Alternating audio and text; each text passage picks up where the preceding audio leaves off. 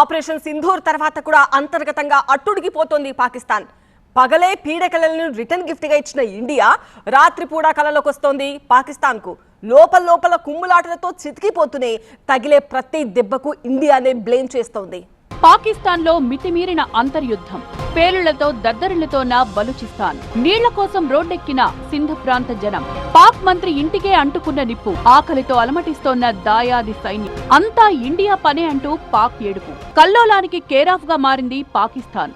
బెలూచిస్తాన్, సింధ్ నలుదిక్కులా ఎటు చూసినా తిరుగుబాట్లు, ఉగ్రవాద చర్యలతో చితికిపోతోంది. మంగళవారం పేలుడుతో దద్దరిల్లిన బలూచిస్తాన్ నైరుతి ప్రాంతం మరోసారి నెత్తురోడింది. కుజ్దార్లోని హైవేపై ఆర్మీ స్కూల్ బస్సును టార్గెట్ చేస్తూ ఆత్మాహుతి దాడికి పాల్పడ్డారు ఆగంతకులు.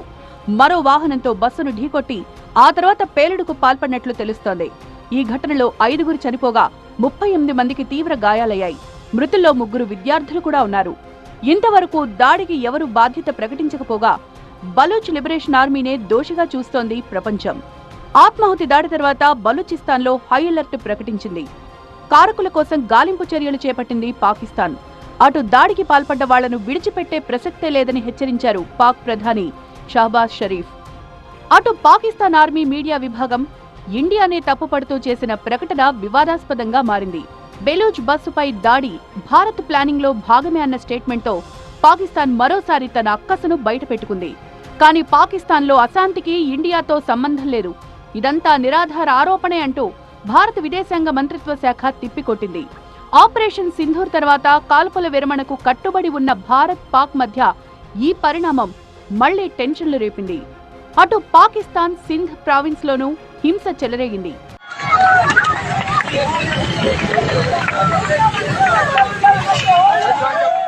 నీళ్ల కోసం అవస్థలు పడుతోన్న జనం రోడ్డెక్కి ఆందోళన చేస్తోన్నా ప్రభుత్వం పట్టించుకోకపోవడంతో రెబల్స్ గా మారారు. ఒక సాగునీటి కాల్వ నిర్మాణం విషయంలో చెలరేగిన రచ్చ పాక్ ప్రభుత్వానికి తలనొప్పిగా మారింది. పెద్ద పెట్టిన నినాదాలు చేస్తూ, వాహనాలు ధ్వంసం చేస్తూ వైలెంట్ గా మారింది సింధ్ ప్రజానికం. ఏకంగా పాకిస్తాన్ మంత్రి ఇంటికే నిప్పు పెట్టి తమ కడుపు మంటను ఆ విధంగా చాటుకున్నారు జనం. పోలీసులు కాల్పులకు దిగడంతో పరిస్థితి చెయ్యి దాటిపోతోంది. సో వరుస పేలుళ్లు, స్థానికుల ఆందోళనలతో అంతర్గతంగా రగిలిపోతోంది పాకిస్తాన్.